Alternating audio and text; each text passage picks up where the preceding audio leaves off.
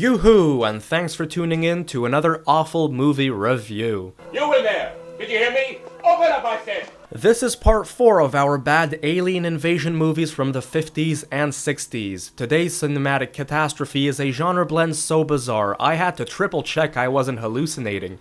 Hercules against the Moon Men, part Greek mythology, part alien invasion sci-fi, and 100% an awful movie. You have my guarantee on that, ladies and gentlemen. I'm afraid so. A deeply stupid film which mashes up Greco-Roman myths, Egyptian rituals, and low-budget lunar weirdos. And you're still not ready for what this movie is gonna throw at you, or more accurately, doesn't throw at you. The director here created a crime against humanity, and I bet he sadly wasn't even aware of it. I'll never forgive myself for it. But before we dive into this steaming pile of cinema, don't forget to like, subscribe, and leave a bad alien invasion movie request in the comments. And if you value what I do and you want to help support me, please check out my Patreon link down below. I will obey you, as always. Since the heart has a yearning for the unknown, if you're interested in unanswered stories of UFOs visiting Earth, bone-chilling evidence of paranormal activity, or some of the most famous murder cases gone cold, then head over to the podcast Weird Darkness, sponsoring this video. You'll find all sorts of ghoulish, blood-curdling, and most of all fascinating stories of the macabre, 7 days a week. You can listen to it on Spotify, Apple Music, YouTube, or go directly to their website using the link in the description down below. So in a nutshell, here's the plot. Aliens from the moon land in ancient Greece. After that, I don't remember anything. They need human blood to revive their alien queen, who somehow looks completely human, but whatever.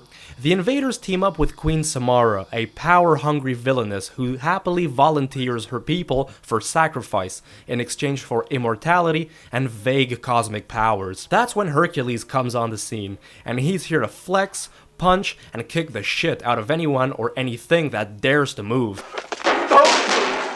He's got to squint his way through this dazzling conspiracy before the aliens take over the kingdom.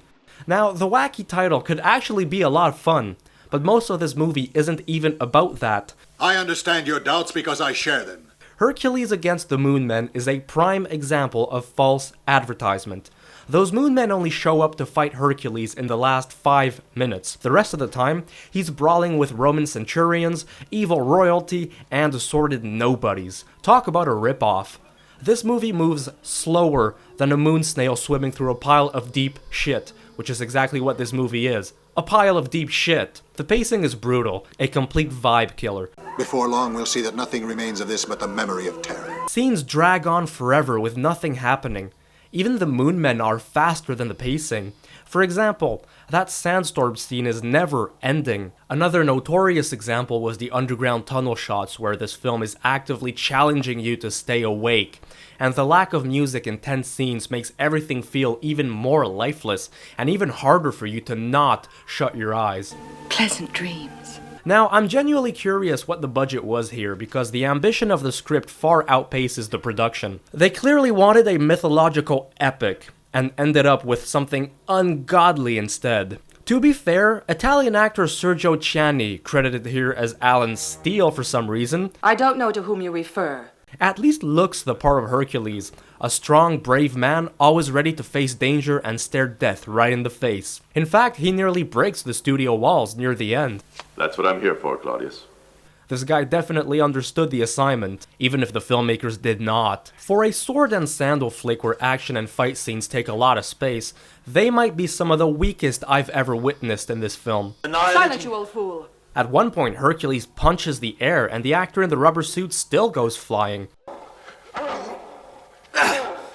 Some of the stunts here are complete cringe fuel.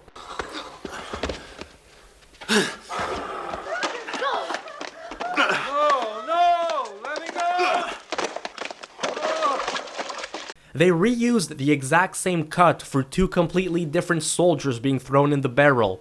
I'm sure nobody will notice. And what's this? A guy takes an arrow to the heart and he's still galloping like that. What are these guys made of? You won't find any redemption in the dialogue either. This was a Franco-Italian co-production and the American version has English voiceovers so lousy, it's hard to believe it was translated by actual professionals. We can't just sit by. We must free you. No, Haga. There's only one way you can help me, and that's by doing nothing. Honestly, still not quite as bad as the kid in Godzilla vs. Megalon, What's that? Where's those places? I never heard of them before. but still, close. What's that? Overall, it's very clear that Hercules Against the Moon Men is an abysmal movie disaster. Sloppy direction, goofy fight scenes, and pacing that could tranquilize a whole herd of elephants.